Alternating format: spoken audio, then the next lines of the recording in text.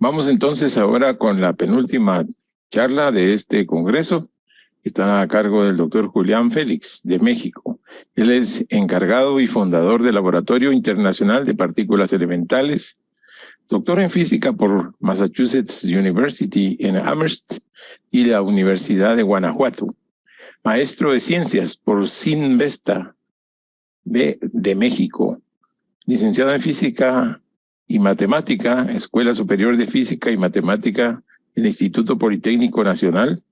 Es representante de los experimentos DUNE y Minerva en México, profesor asociado a Fermilab desde 1990 con el Premio México 1980. Es autor de más de 20 libros de divulgación y posee más de 7,000, oiga usted, 7,000 citas en revistas de alto impacto indexadas. Es autor, inventor y físico experimental, coordinador académico del programa STEAM, nivel 3 del Sistema Nacional de Investigadores. Nos ha mandado un video y lo vamos a proyectar ahora para que pongamos atención en su exposición. Muchísimas gracias. Adelante. Gracias por la invitación al Tercer Congreso Internacional de Astronomía. Mi presentación o el título de esta presentación es Rayos cósmicos, su origen y efectos sobre la Tierra.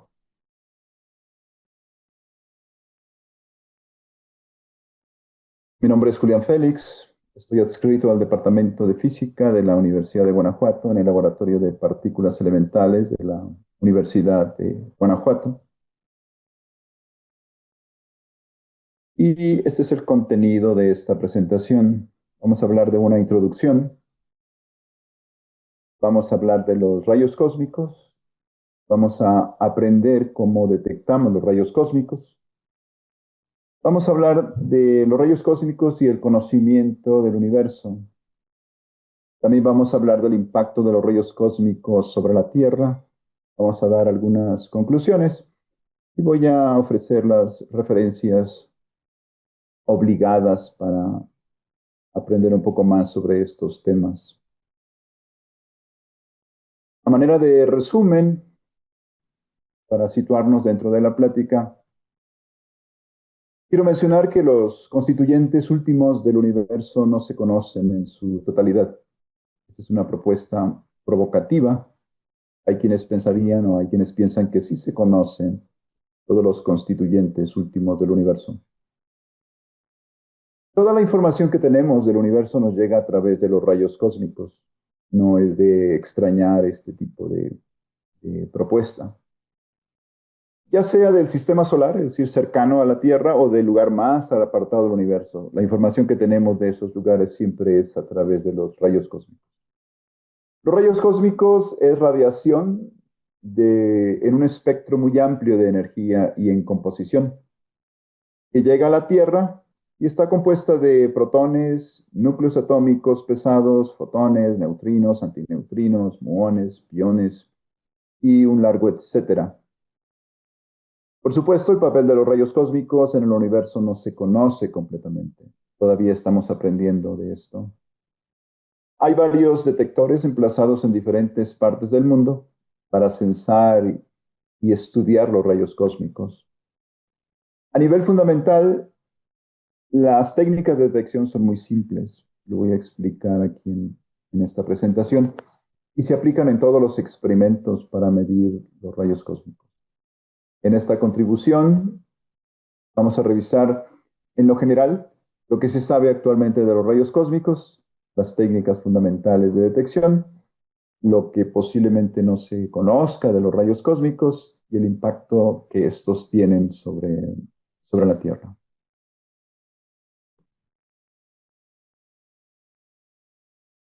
Como introducción, quiero mencionar que Charles Coulomb, en el siglo XVIII, entrevió la existencia de los rayos cósmicos con un simple electroscopio, como el que muestro aquí en la figura, usado para detectar la electrización de los cuerpos. La foto de una versión del electroscopio de estos días está en esta figura. Empezamos con un diseño, luego concluimos con el prototipo ya construido. Este equipo fue planeado, diseñado, construido en el laboratorio de partículas elementales de la División de Ciencias e Ingenierías del Campus León de la Universidad de Guanajuato. Participan en estas actividades algunos estudiantes de la licenciatura en física de esta división. La observación que realizó Coulomb es muy sencilla.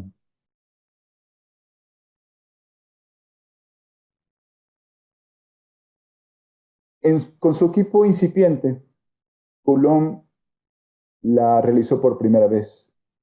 Iniciamos con el electroscopio neutro eléctricamente, es decir, deselectrizado, y luego si electrizamos por rozamiento una varilla de PVC, todo el mundo conoce varillas de PVC o tubos de PVC, y la acercamos a la esfera colectora del electroscopio. Esta es la esferita colectora del electroscopio.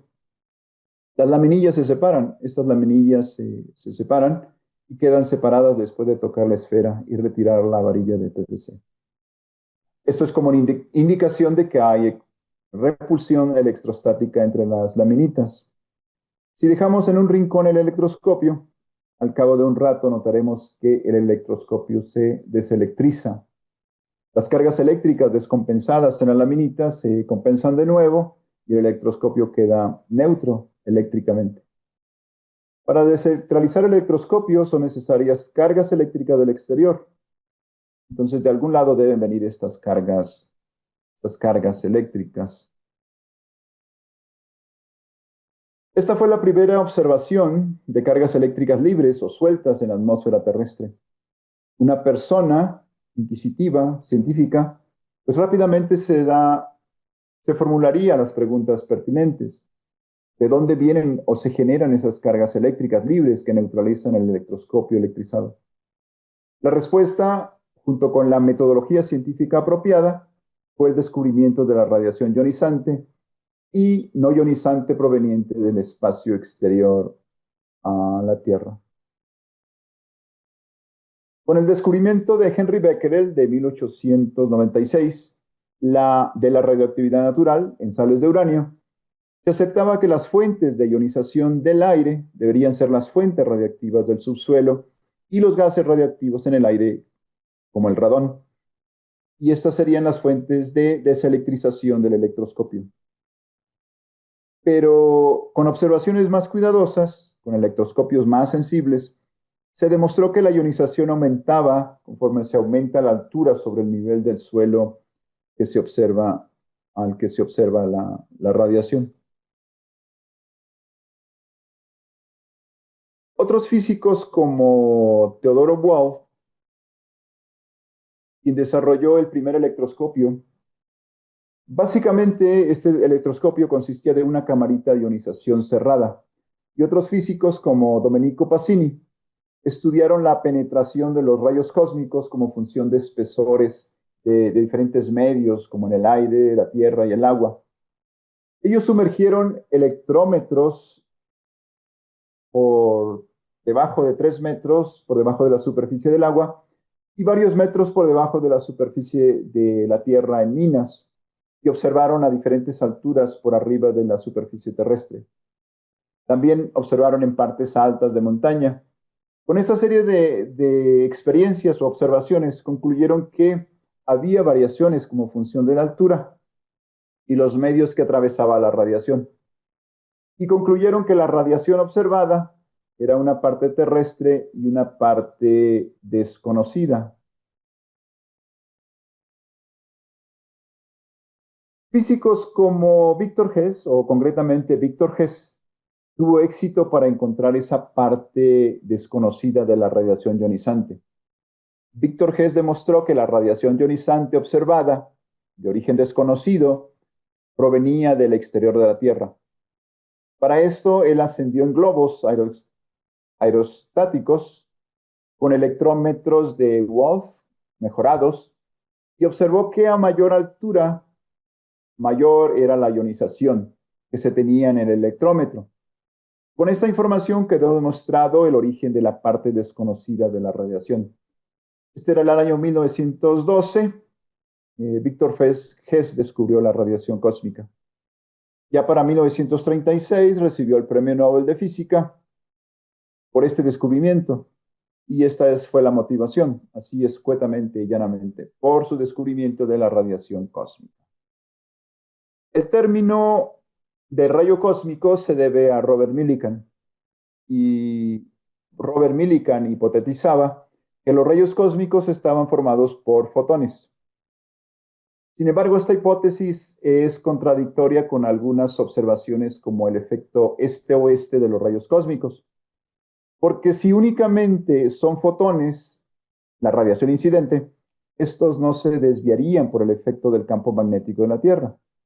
El efecto este-oeste fue ampliamente estudiado por Manuel Sandoval Vallarta.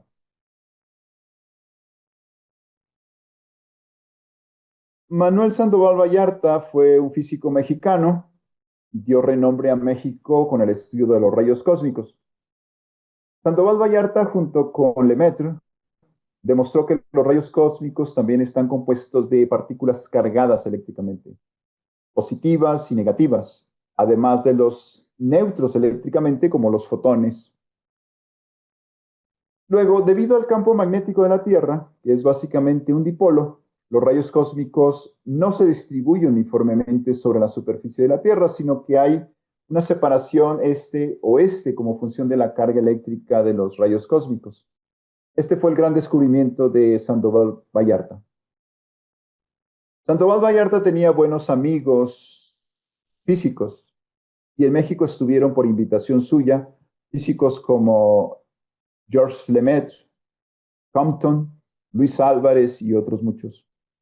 Sandoval Vallarta fue pionero de la física en México y en Latinoamérica, y puede decirse que en el continente americano, porque después de una estancia de 5 años en Múnich, colaborando con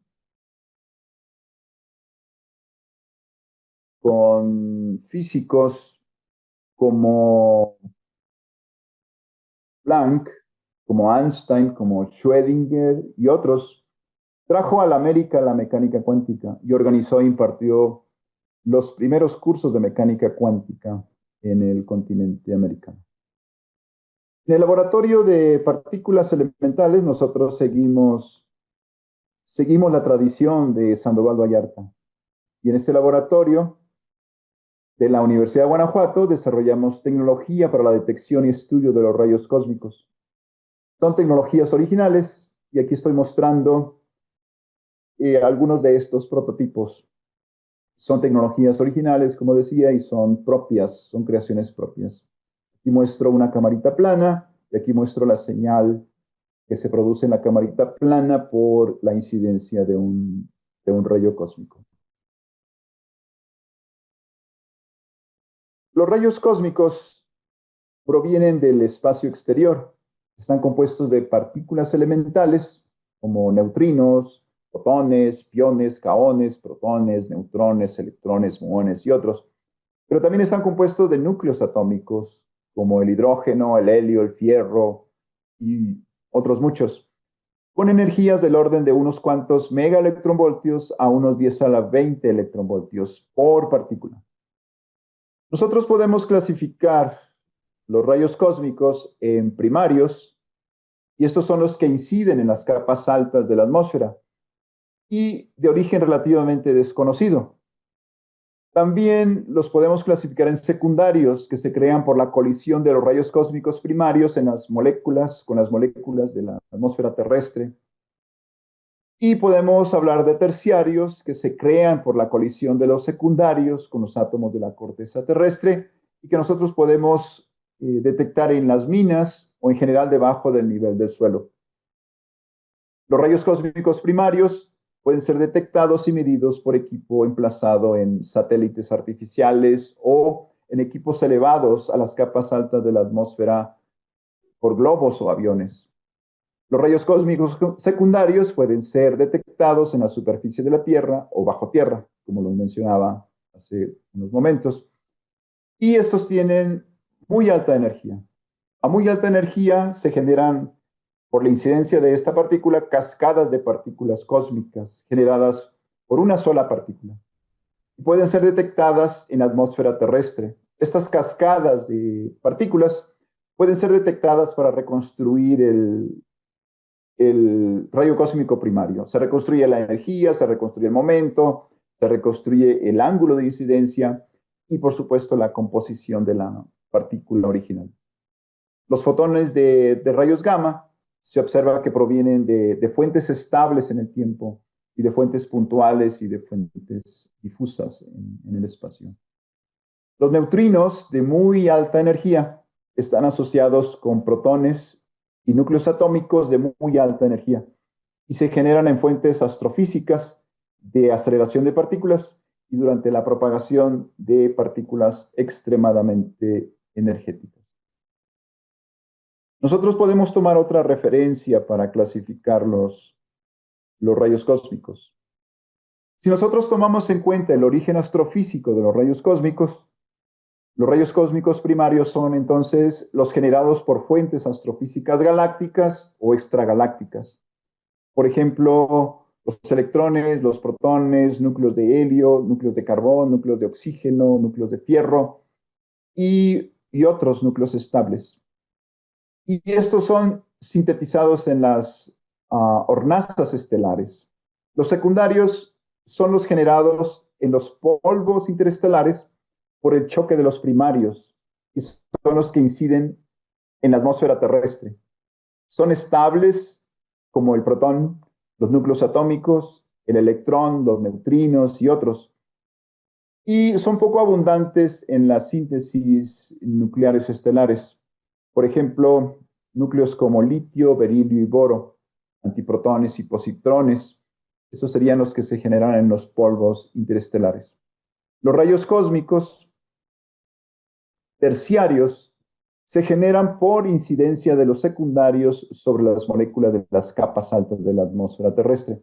Y los cuaternarios son los que se producen por colisión de los terciarios con los átomos de la corteza terrestre o en las aguas y son detectados en minas o submarinamente. Parte de los rayos cósmicos también se producen en llamaradas solares. Y parte vienen de afuera del sistema solar. El campo magnético solar y el campo magnético terrestre modulan la incidencia de rayos cósmicos en la Tierra. Hay correlación entre la actividad solar y la incidencia de rayos cósmicos. La mayoría de los núcleos primarios está constituida por protones y núcleos de helio. En los rayos cósmicos se han observado antiprotones, pero no se han observado antihelios o antideuterios. Luego, a nivel local, hay más materia que antimateria. Y si se extrapola este resultado, entonces se establece que el universo está hecho básicamente de materia. Las investigaciones sobre los rayos cósmicos continúan hasta nuestros días. Es un campo de mucho interés científico y de mucho interés tecnológico.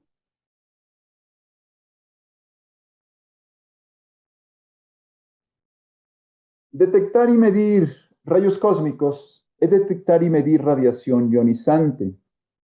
Todas las colaboraciones armadas para estudiar los rayos cósmicos, las grandes o las pequeñas, usan básicamente las mismas técnicas.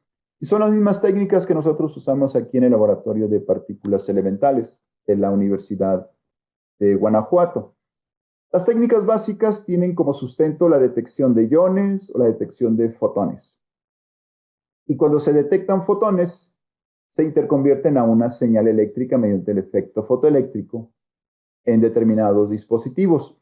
Los iones o los fotones se producen en diferentes materiales, por ejemplo, en líquidos como el agua, en argón líquido, aceites, también se producen en gases como el aire o el argón mezclado con metano, también se producen en sólidos como el hielo, plásticos o vidrios. Los fotones se producen por diferentes formas, por ejemplo, efecto Cherenkov, centelleo, transición, frenado y y otras formas en que se producen fotones. Un detector básico de radiación por el canal iónico básicamente es una cámara monoalámbrica como la que estoy mostrando aquí en la diapositiva y se ilustra. Está constituido por un tubo de cobre de unos 10 centímetros de largo y 1.27 centímetros de diámetro. Está conectado a tierra. Hay una fibra, esta es una fibra de tuxteno chapeada en oro de 2.54 por 10 a la menos 3 centímetros de diámetro y está coaxial al tubo. Y luego la tensamos a unos 30 gramos. Está soldada a una resistencia eléctrica para conectar a una fuente de alto voltaje, es esta que estoy señalando aquí, y colocada en un bastidor unido a los extremos del tubo. El alto voltaje se desacopla del bajo voltaje mediante este capacitor que estoy mostrando aquí, conectado en serie con esta resistencia eléctrica que se conecta a tierra. Todo el sistema se conecta a tierra.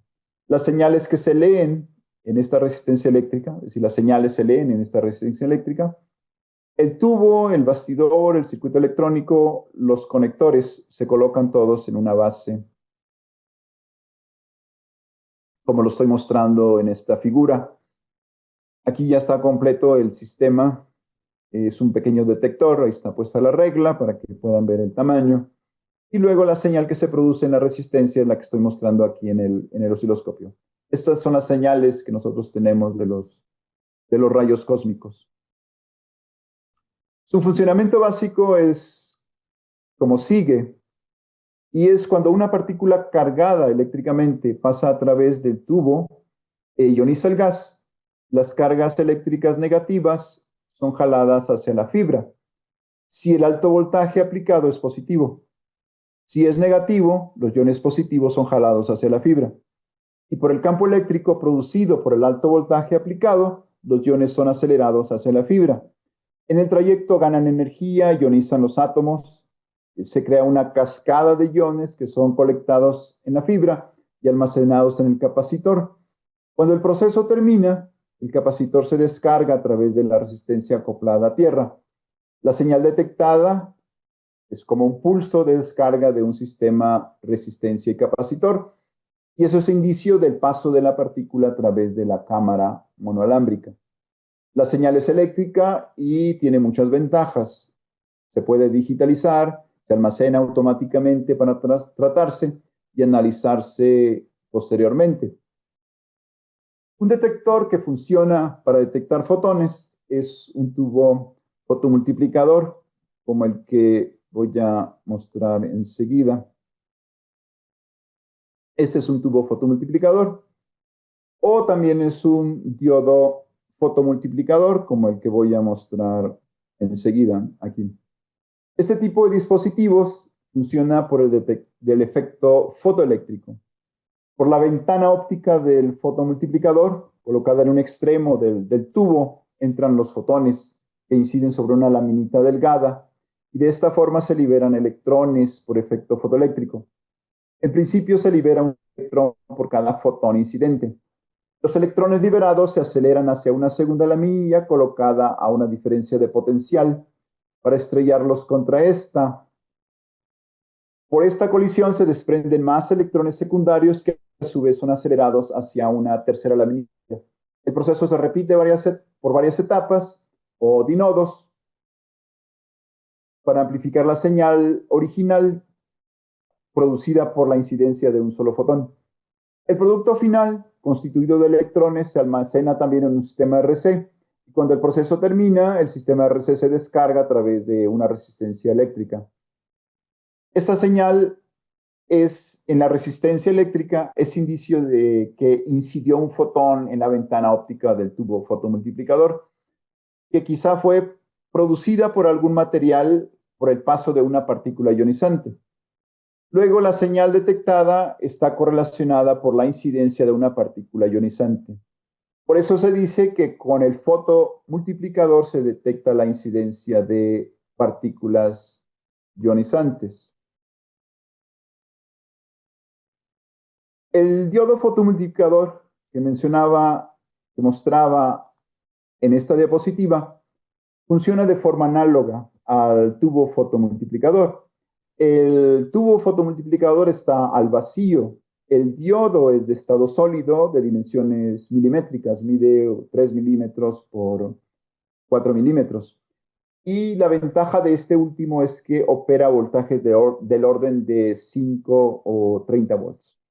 Tampoco es afectado por campos magnéticos. Es más pequeño, es más económico. Tiene una serie de ventajas con respecto al tubo fotomultiplicador. Y todo detector gigante que nosotros podemos construir o que se ha construido y que opera en diferentes partes del mundo y que no solamente tiene un canal como los que he mostrado, sino que tienen varios o miles de canales, funciona bajo estos mismos principios. Y los ejemplos de estos detectores gigantes son los detectores como Atlas, como DUN, como D0, como de CDF, como NOVA, como Minerva y otros muchos detectores que están emplazados en diferentes partes del mundo. La información específica de cada uno de estos detectores se encuentra en la página web. Ustedes pueden consultar en la página web de cada una de estas colaboraciones información más específica.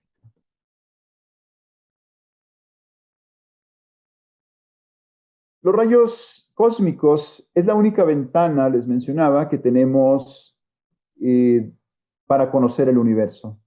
Tradicionalmente, el universo se estudia mediante la luz que nos llega a través de la atmósfera terrestre, pero actualmente se usan otro tipo de radiación cósmica para obtener información del universo. Por ejemplo, se usan ondas gravitacionales, se usan neutrinos, se usa radiación electromagnética de varias longitudes de onda, y esos son algunos ejemplos ya muy conocidos y de uso en la actualidad. Hay varias colaboraciones internacionales para estudiar los rayos cósmicos. Neutrino, el estudio de neutrinos o el estudio de radiación gamma, por ejemplo, en México, en la Sierra Negra de Puebla, está el HAWC, que es High Altitude Water Cherenkov Detector. Y este estudia rayos gamma y el origen de los rayos gamma. En el Polo Sur, por ejemplo, tenemos el IceCube, que es 1 kilómetro cúbico de hielo instrumentado para detectar neutrinos astrofísicos, es decir, de muy alta energía. En el sur tenemos, en Mendoza, Argentina, está el Piero Oller Observatory para estudiar rayos cósmicos de muy alta energía. Y también emplazados en globos está HEAT, High Energy Antimatter Telescope, Langston Ultimate Cosmic Ray Intensity Detector y muchos otros. La información, como les mencionaba, de estas colaboraciones se encuentra en la página correspondiente. Es altamente recomendable estudiarlas o consultarlas si ustedes se interesan en conocer más sobre estos experimentos. Cada uno tiene sus ventajas y sus desventajas.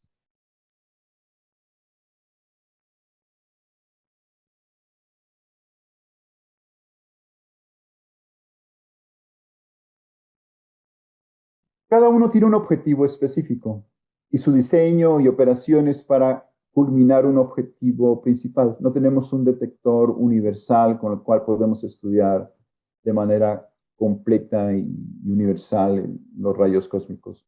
En los rayos cósmicos deben de existir algunos materiales hasta la fecha desconocidos, por ejemplo, el monopolo magnético, quizá partículas de materia oscura, partículas de energía oscura y otras que todavía no entrevemos.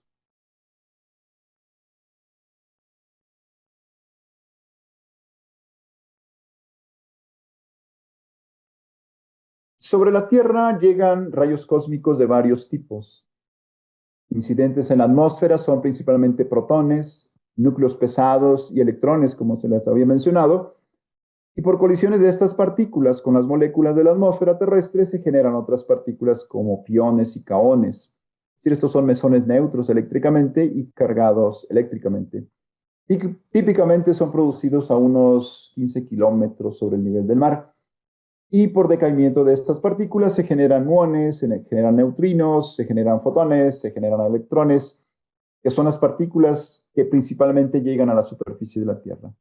Muchas de estas mediciones se hacen a nivel del suelo o al inicio de la atmósfera, como lo mencionaba. A nivel del mar, los muones son las partículas de origen cósmico más abundantes a partir de que se generan hasta que llegan a la superficie de la Tierra, pierden básicamente por colisiones con otras partículas de la atmósfera terrestre un promedio de unos 2 gigaelectronvoltios. La energía media de los muones que llega a la superficie de la Tierra es aproximadamente de 4 gigaelectronvoltios. En la superficie de la Tierra hay una componente electromagnética de los rayos cósmicos. Son electrones, positrones y fotones. Básicamente provienen del decaimiento en cascada de mesones neutros, por ejemplo, piones y kaones. Los electrones de poca energía provienen del decaimiento de muones. Los fotones del decaimiento, es decir, los fotones provienen del decaimiento de los piones neutros a altura del orden de unos 15 kilómetros sobre la superficie de la Tierra. Los núcleos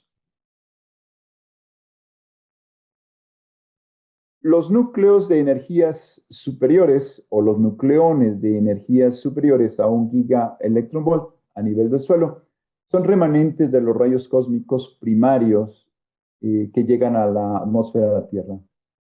Un tercio son neutrones, o se estima que un tercio son neutrones. También se tienen rayos cósmicos por debajo de la superficie terrestre. Únicamente los neutrinos y los muones penetran significativamente porque interactúan poco con los materiales de la Tierra. Los neutrinos producen el leptón cargado correspondiente. Si un neutrino asociado al electrón, es decir, un neutrino asociado al electrón, produce un electrón y así. Los muones producen flujos de fotones, electrones, hadrones, neutrones, protones y otros. Y estos, al penetrar el material de la Tierra, los muones pierden energía por ionización y por procesos radiactivos como frenado o producción directa de pares electrón-positrón y procesos nucleares. La intensidad del flujo de los muones bajo tierra está asociada con la intensidad del flujo de muones en la atmósfera terrestre. La intensidad del flujo de los neutrinos en la atmósfera se mide bajo la Tierra para evitar la contaminación.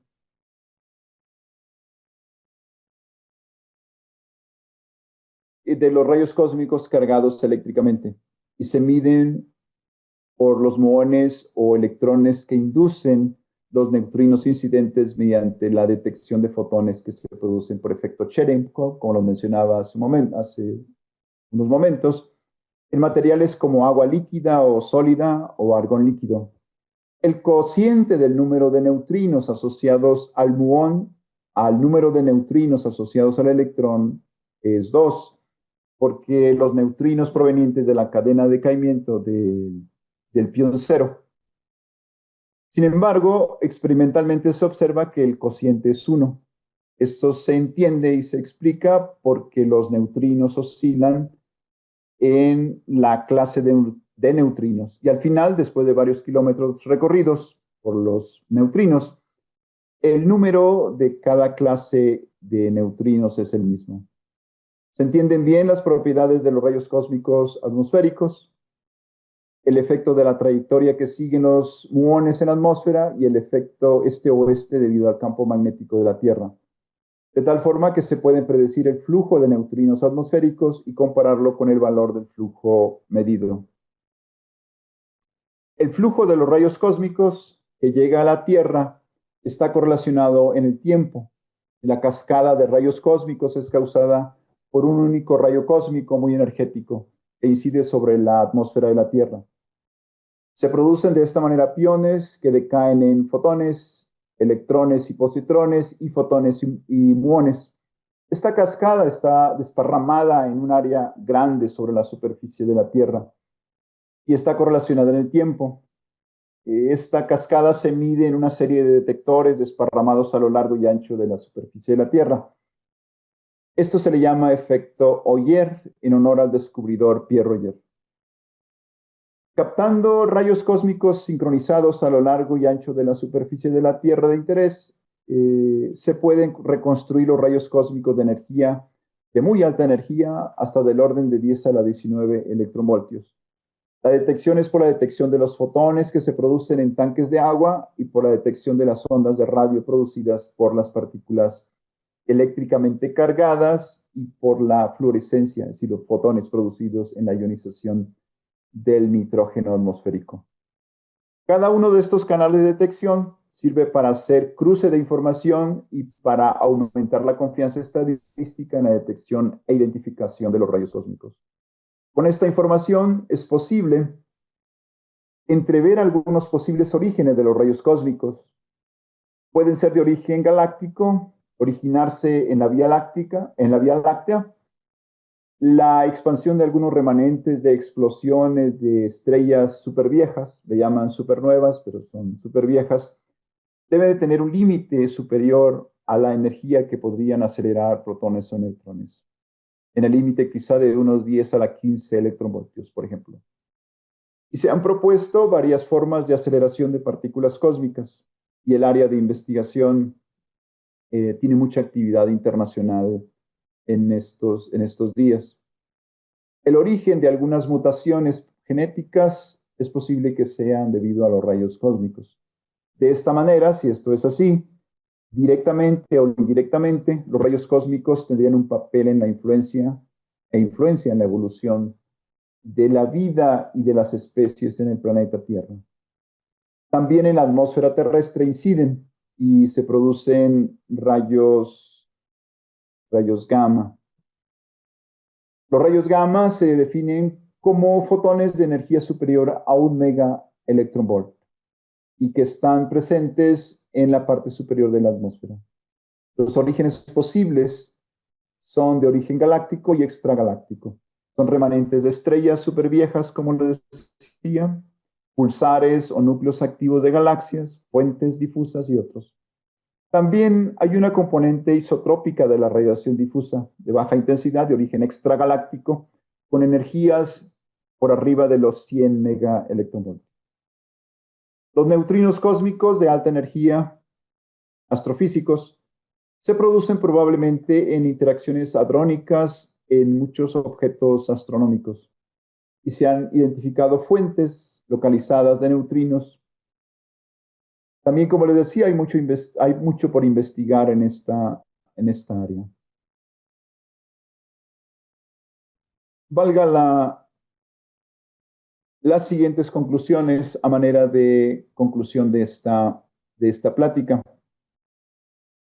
Para detectar la radiación ionizante, se detecta una pequeña porción de energía dejada por la partícula cósmica incidente en algún material, que luego se amplifica hasta niveles medibles con instrumentos convencionales.